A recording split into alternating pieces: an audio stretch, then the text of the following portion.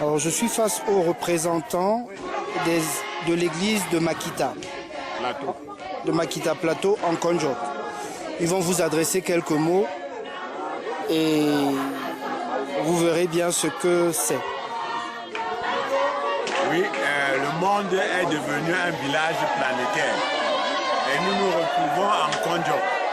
Konjok Makita Plateau, où notre temple peut être restauré avec la volonté de tout un chacun. C'est un cri d'alarme, un cri d'amour que nous lançons à tous ceux qui croient en Dieu. Parce qu'il y a un seul Dieu qui est éternellement vivant, en qui nous croyons. Nous lançons ici un cri aux âmes de bonne volonté pour nous venir en aide. Parce que l'aile gauche de notre temple est en train de s'écrouler. Et nous avons peur qu'il n'y ait de désastre. Et nous sommes actuellement à la phase de prévention parce que même la toiture, elle est toute charançonnée. Et le mur a été déraciné depuis le bas. Ceci depuis l'orage qui est passé le 4 décembre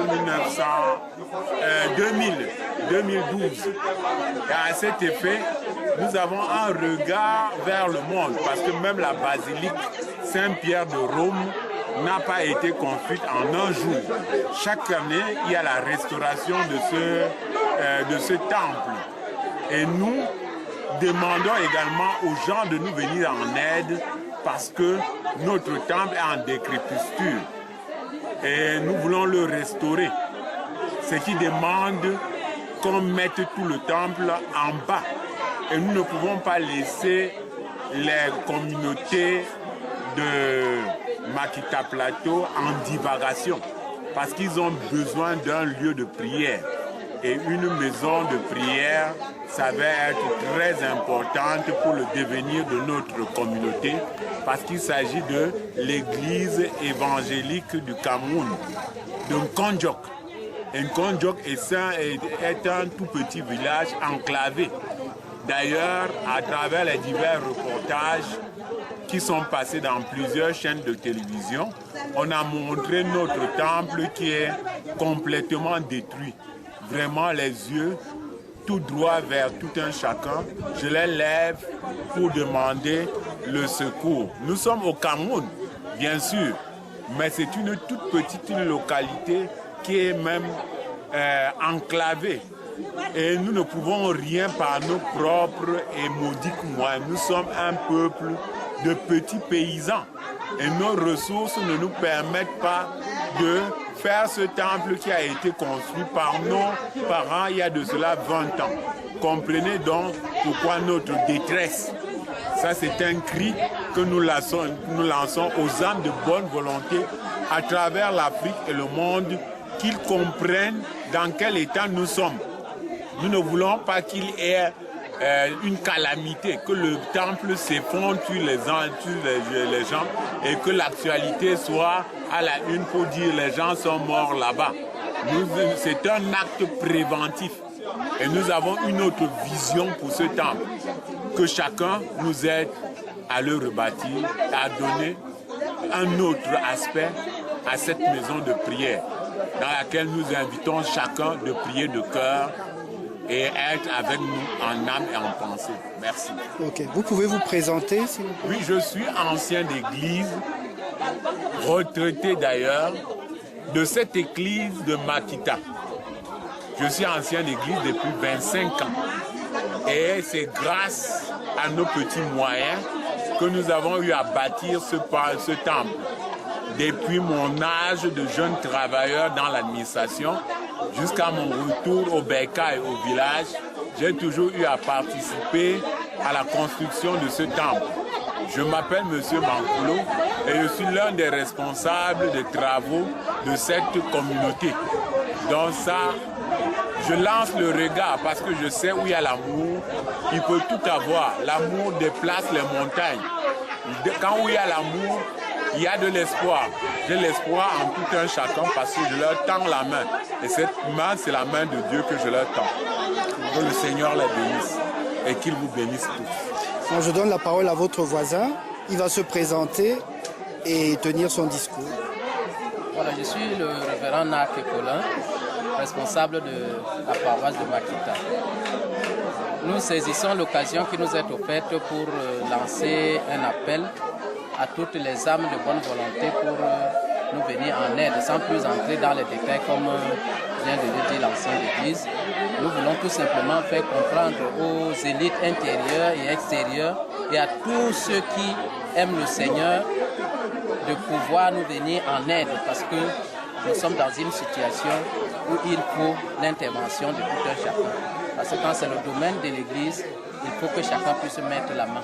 Nous lançons ici un appel pour que chacun, en âme et conscience, puisse juger la gravité de la situation et apporter une contribution pour que la maison du Seigneur soit restaurée.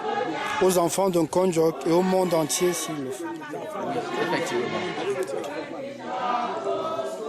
Merci. Je vous remercie et votre message sera suivi par le monde entier.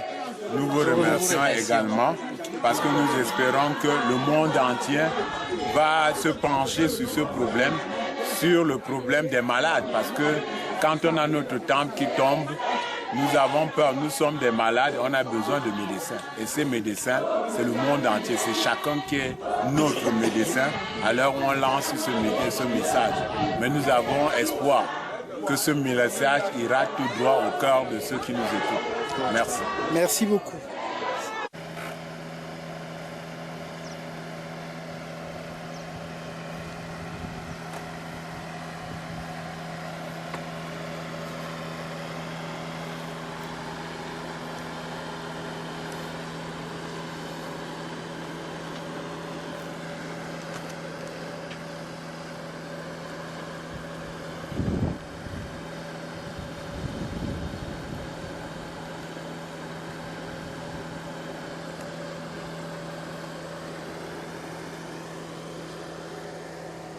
Le clocher, la sonne pour appeler les fidèles,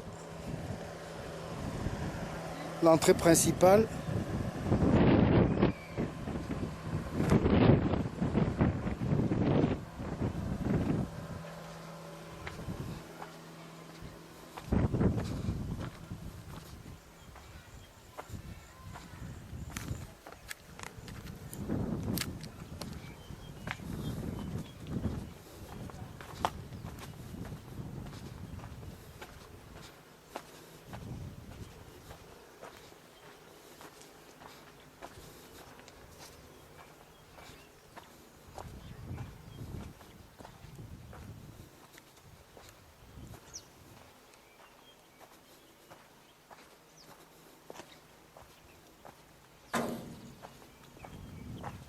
voilà. On va voir le toit, c'est complètement arraché à l'intérieur de l'église.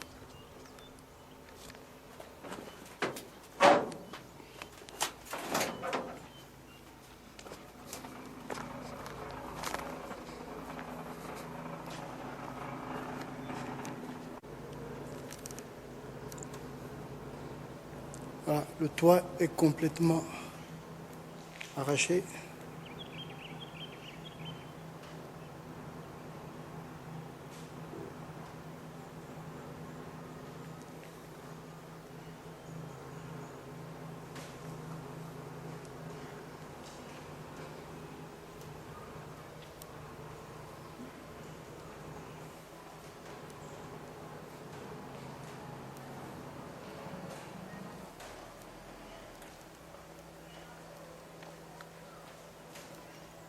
L'autel, la chaire,